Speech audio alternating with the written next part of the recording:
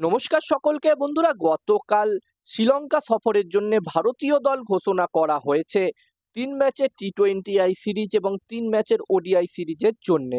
যেখানে বন্ধুরা প্রথমে শুরু হতে চলেছে 3 ম্যাচের টি-20 সিরিজ এবং বন্ধুরা টি-20 দলে সুযোগ পায়নি অভিষেক শর্মা এবং ঋতুরাজ গাইকোয়াড়, যেখানে ঋতুরাজ গাইকোয়াড়ের পারফরমেন্স লাস্ট কিছু ম্যাচে দুর্দান্ত হয়েছে টি-20 ক্রিকেটে, তা সত্ত্বেও তাকে সুযোগ দেওয়া হয়নি শ্রীলঙ্কার বিরুদ্ধে এই 3 ম্যাচের টি-20 সিরিজটিতে। শুধু টি-20 দলে নয়, তাকে ওডিআই দলেও কিন্তু সুযোগ দেওয়া হয়নি। যদিও বন্ধুরা এখানে অভিষেক শর্মাকেও সুযোগ দেওয়া হয়নি, যেখানে অভিষেক শর্মার ব্যাট থেকে আমরা জিম্বাবুয়ের বিরুদ্ধে তার টি-20 কেরিয়ারের দ্বিতীয় ম্যাচেই সেঞ্চুরি দেখেছিলাম। তবে এই দুজনের জায়গা শ্রীলঙ্কার বিরুদ্ধে টি-20 সিরিজে হয়নি। তার কারণ হচ্ছে কিছু সিনিয়র প্লেয়ার ভারতীয় দলে কামব্যাক করতে চলেছে এবং সেই কারণেই এই দুজনকে সুযোগ দেওয়া হয়নি। যদিও ভারতীয় টি-20 দলে রিয়ান পারাককে কিন্তু সুযোগ দেওয়া হয়েছে। এবং আজকের এই ভিডিওতে আমি তোমাদের সাথে শেয়ার করব যে এই 3 ম্যাচের টি-20 সিরিজটির জন্য ভারতীয় টিমের প্রবাবলি প্লেইং 11 কেমন হতে পারে, শক্তিশালী প্লেইং 11 কেমন হবে এই টি-20 সিরিজটির জন্য। যেখানে এই সিরিজটিতে সূর্যা কুমার যাদবকে ক্যাপ্টেন করা হয়েছে এবং ভাইস ক্যাপ্টেন করা হয়েছে শুভমান গিলকে।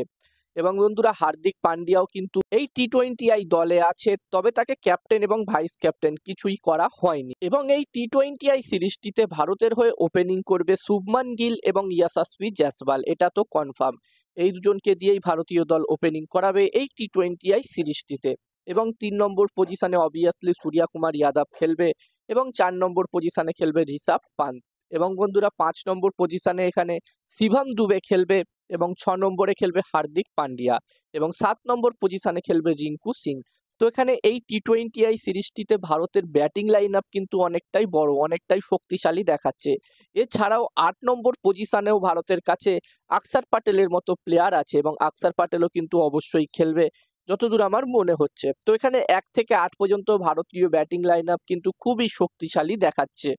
যদিও বন্ধুরা এই সিরিজটি থেকে ভারতীয় দলের নতুন কোচ হতে চলেছে গৌতম গম্ভীর। তো এখানে দেখার বিষয় থাকবে যে গৌতম গম্ভীর কিরকম টিম নিয়ে খেলে, শক্তিশালী ব্যাটিং লাইন আপ নিয়ে খেলে নাকি শক্তিশালী বোলিং লাইন আপ নিয়ে খেলে। এবং বন্ধুরা এরপরে প্রপার বোলিং লাইন আপের কথা বললে 9 নম্বরে খেলবে রবি বিষ্ণোই, 10 নম্বরে খেলবে মোহাম্মদ সিরাজ এবং 11 নম্বরে খেলবে আশদীপ সিং। তো বন্ধুরা আমার মতে এটাই হতে চলেছে প্রবাবলি প্লেইং 11 শ্রীলঙ্কার বিরুদ্ধে এই টি-20 সিরিজটির জন্য। আর এখানে তোমাদের কি মতামত, শ্রীলঙ্কার বিরুদ্ধে এই টি-20 সিরিজটিতে ভারতীয় দলের প্লেইং 11 কেমন হতে পারে? তোমরাও নিজেদের মতামত কমেন্ট করে কমেন্ট বক্সে অবশ্যই জানিও। আর ভিডিওটা ভালো লাগলে অবশ্যই লাইক করো। আর ভিডিওটা যদি তোমরা ফেসবুক পেজে দেখে থাকো অবশ্যই পেজটিকে ফলো করে নিও। এবং যদি ভিডিওটা তোমরা ইউটিউবে দেখে থাকো তাহলে চ্যানেলটিকে সাবস্ক্রাইব তোমরা অবশ্যই করে নিও।